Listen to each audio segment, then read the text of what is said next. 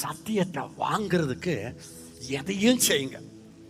நான் சொல்றேன், இத்தனை வருஷம் ஊழியத்தில் இருந்துட்டு ஒன்னே ஒன்ன சொல்றேன், எந்த நன்மை, எந்த ஆசீர்வாதம், எந்த அற்புதம் உங்களுக்கு வேண்டும் என்றாலும் ஜெபம் பண்ணி வேஸ்ட் பண்ணாதீங்க டைம்.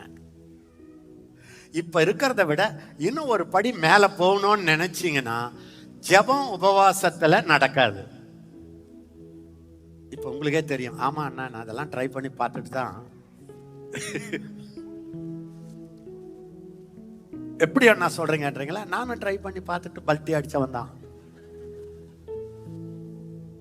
நான் கண்டுபிடிச்சிட்டேன், எவ்வளோ நீங்க கர்த்தருடைய சத்தியங்களில் இருக்கிற ரகசியங்கள் நீங்க தேடி தேடி புதையலை தேடுகிறது போல தேடி அந்த வெளிப்பாடுகள் வேதத்துல ஒரு வெளிப்பாடு வந்தா நீங்க ஒரு 10 அடி மேல போயிடுவீங்க.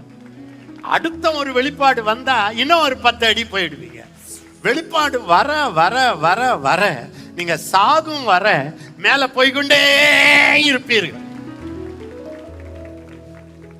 ஒரு ஹல்லேலூயா சொல்லுங்க பார்க்கலாம்.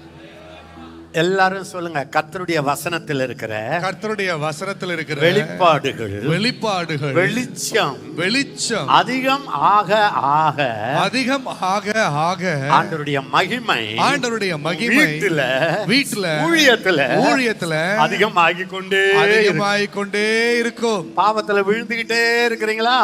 ஜெபம் பண்ணிக்கிட்டே இருக்காதீங்க. நீங்க knowledge of the word of God, எல்லாம் கையை பத்தி சொல்லுங்க, வசனத்தின் அறிவை அதிகரித்துக் கொண்டே இருங்கள்.